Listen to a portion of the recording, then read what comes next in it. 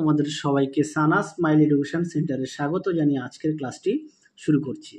আজকে তোমাদের সঙ্গে আলোচনা করব তোমরা যারা ষষ্ঠ শ্রেণীর তৃতীয় পর্যায়ক্রমিক মূল্যায়ন পরীক্ষা দেবে তোমাদের জন্য রায় মার্টিন প্রশ্নবিচিত্র থেকে আজকে সমাধান করে দেখাবো পরিবেশ ও বিজ্ঞান বিষয়ে মডেল নম্বর 11, অর্থাৎ 11 নম্বর স্কুলের যে সমস্ত ছোট ও বড় প্রশ্নগুলি আছে সমস্ত প্রশ্নের উত্তরের সমাধান করে দেখাবো।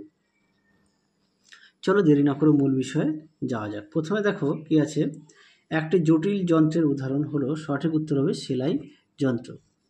দুই দাগে দেখো, স্ক্রু এর গায়ে যে ধাতব প্যাচ থাকে তা আসলে একটি নততল, অপশন বি। পরেরটা দেখো, মাছ ধরার ছিদ্র, মাছ ধরার ছিপ, সঠিক উত্তরটি হবে তৃতীয় শ্রেণীর লিভার। আমাদের হাতও কিন্তু তৃতীয় শ্রেণীর লিভার, হ্যাঁ, মাথায় রাখবে। 4 দাগ দেখো, জলের রেশম কি ধরনের উদ্ভিদ, সঠিক উত্তর হবে শ্যাওলা, অপশন বি। পরবর্তী দেখো 5 দাগ কি আছে, এককোষী জীবদের রাজ্যকে বলা হয়, সঠিক উত্তর হবে কি মনেরা, হ্যাঁ, সঠিক উত্তর হবে না, এটা মনেরা হবে না, এটা উত্তর হবে প্রোটিস্টা। পরেরটা দেখো, দুধ থেকে দই তৈরি করতে দইয়ের সাজা দেওয়া হয়, এই দইয়ের সাজা প্রকৃতপক্ষে কি, সঠিক উত্তর হবে ব্যাকটেরিয়া, অপশন এ। তারপরে দেখো 7 দাগ, বাংলার কীটপতঙ্গ বইটির লেখককে, সঠিক উত্তর হবে অপশান ডি, গোপালচন্দ্র ভট্টাচার্য। পরেরটা দেখো, সেলুলোজ হজম করে, সঠিক উত্তর হবে উই পোকা, অপশান বি। পরেরটা দেখো, মৌমাছির দেহে থাকে কটি ডানা, মৌমাছির দেহে থাকে 4টি ডানা। পরবর্তী দেখো 10 দাগ, কলকারখানার বর্জ্য পদার্থ, হাসপাতালের বর্জ্য পদার্থ আমাদের কি করে, আমাদের সঠিক উত্তর অনেক ক্ষতি করে, অপশান সি।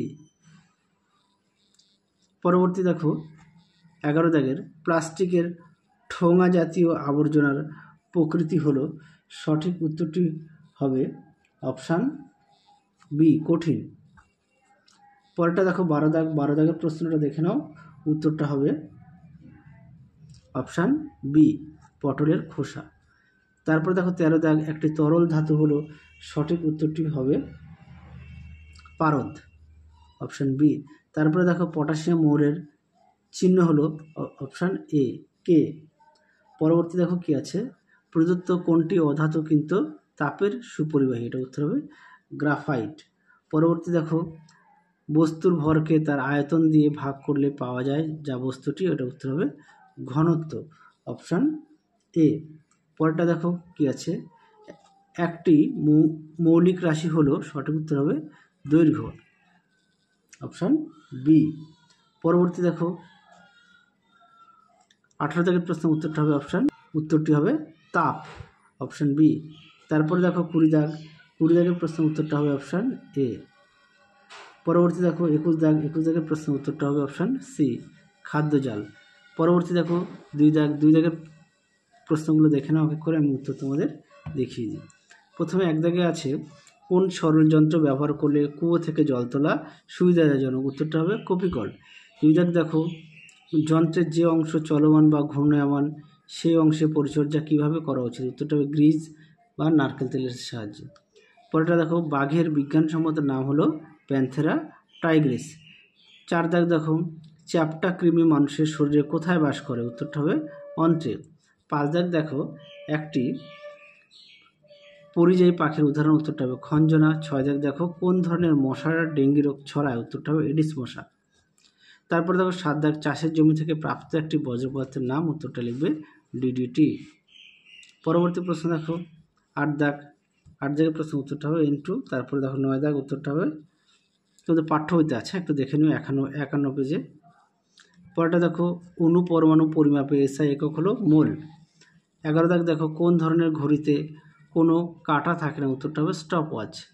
12 দাগ দেখো, সব ধরনের শক্তি শেষ পর্যন্ত কোন শক্তিতে রূপান্তরিত হয়, উত্তরটা হবে তাপ শক্তিতে। পরেরটা দেখো, এটা পাঠ্য বইতে আছে, পেজ নম্বর হচ্ছে 93। পরেরটা দেখো, তিমির শব্দের মাধ্যমে কীভাবে নিজেদের মধ্যে যোগাযোগ রাখে, দেখো উত্তরটি দেখে নাও, তোমরা প্রশ্ন উত্তরটা এর মধ্যে পেয়ে যাবে, হ্যাঁ। পরবর্তী প্রশ্ন দেখো, এবার আমরা 3 দাগের প্রশ্নগুলো দেখব, তার উত্তরগুলো দেখব কি আছে। প্রথমে 1 লোহার তৈরি যন্ত্রকে কিভাবে মরিচের হাত থেকে রক্ষা করবে, এটা তোমাদের পাঠ্য বইতে আছে, 140 নম্বর পেজে আছে, একটু দেখে নিও। পরেরটা দেখো, একটি একবীজপত্রী হচ্ছে ধান, গম, ভুট্টা আর দ্বিবীজপত্রী উদ্ভিদের উদাহরণ হচ্ছে আম, ছোলা, মটর। তারপরে দেখো 3 দাগের প্রশ্নটা দেখে নাও, উত্তরটা তোমাদের দেখাই। দেখে নাও, প্রশ্নের উত্তরটা তোমরা এখান থেকে এই পর্যন্ত পেয়ে যাবে।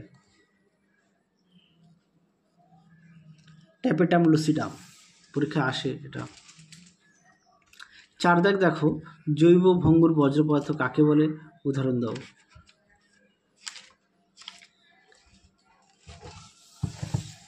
দেখে নাও প্রশ্নের উত্তরটি, দেখে নাও জৈব ভঙ্গুর কাকে বলে, এখান থেকে এই পর্যন্ত লিখবে আর উদাহরণটা দেখে নাও।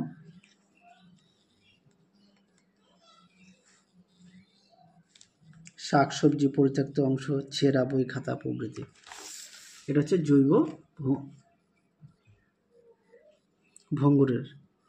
পরবর্তী দেখো কি আছে, 5 দাগ। আচ্ছা, 5 দাগের প্রশ্নের উত্তরটা চলো দেখো, দেখে নাও প্রশ্নটি, উত্তরটা তোমরা এখান থেকে এই অবধি লিখবে। পরবর্তী প্রশ্ন দেখো কি আছে, 6 দাগ, এক সৌরদিন সমান কত মিনিট, দেখে নাও 1440 মিনিট। পরবর্তী দেখো, স্পর্শহীন বল বলতে কি বোঝায়, দেখে নাও প্রশ্নের উত্তরটি।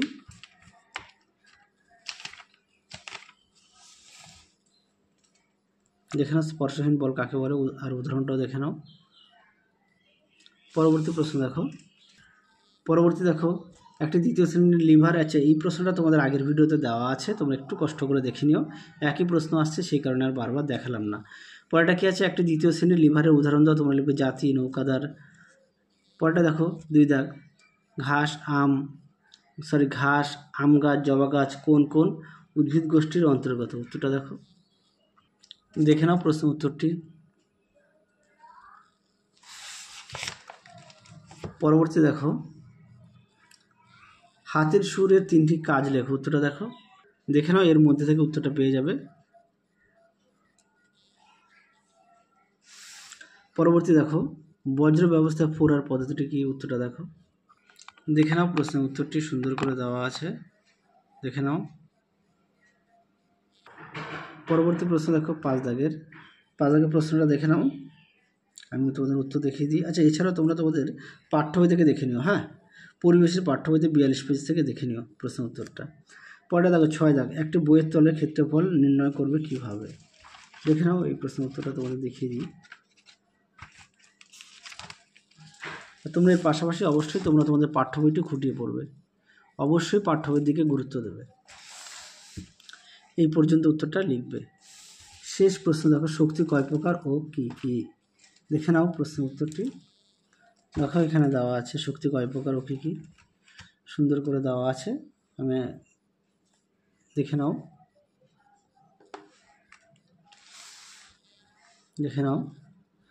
তাহলে চলো আজকের মতো এখানে সমাপ্ত করছি, আবার দেখা হবে খুব শীঘ্রই তোমাদের পরবর্তী